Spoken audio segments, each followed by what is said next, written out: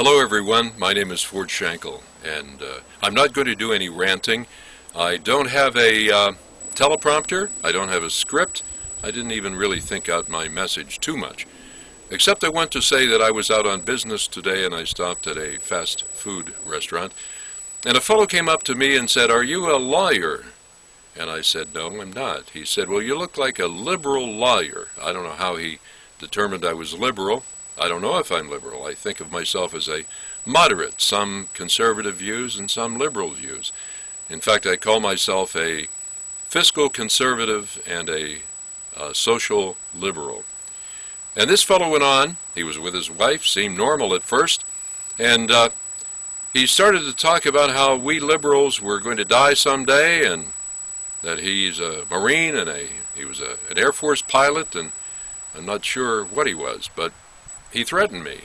I didn't press charges or call anybody, but it shows what's happening in our society, a division where you're either liberal or conservative. And of course the conservatives are the ones who are throwing around all the trash words, if you listen too much to Bill O'Reilly and all the other people at Fox. Notice I didn't say clowns or people lacking brain matter or anything like that, the way they do at those of us whom they consider liberal.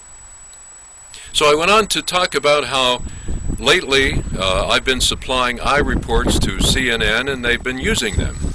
And he said, well, this guy with whom I was talking said, well, then you definitely are a liberal, and there's no connection there at all. But in my attempt to reinvent myself as an on-camera news person, I have been covering the Occupy movement, and I found that the people who are interviewed seem more normal than any other cross-section of society that I could tape randomly. Good people, educated people. I spoke with a woman who was a geneticist the other day. I've talked to lawyers and laborers and corporate types and just ordinary people. And there are a lot of people who support the Occupy movement. Would I say I do? I would say in a sense I do. Whenever I'm covering a story or whenever I'm interviewing them, I try to be as objective as possible. Can anybody be perfectly objective? Probably not. But one thing I am not. I am not a Fox follower. I think it's terrible to call people names. I try to educate my two daughters who are 12 and 15 to not judge, no matter what the people look like, no matter what their belief system, that in the United States we should have lots of freedoms, and it isn't just freedom only if you're an NRA member, and I used to be, or if you are a conservative. The liberals are sick and tired of being sick and tired. In fact, I threw my camera up, and this is not a rant, this is simply an explanation that those of us whom the right considers wrong, actually they have it in reverse. We used to say in the 60s, left is right and right is wrong. Maybe it's time to pull that out of the archives and use it again. I fear that we are facing a revolution in the country, and it's going to be the right wing, the armed side of society, against the unarmed side of society, which are the liberals, and I fear that that could happen. But what we can all do is try to understand. Oh, by the way, I interviewed the geneticist the other day.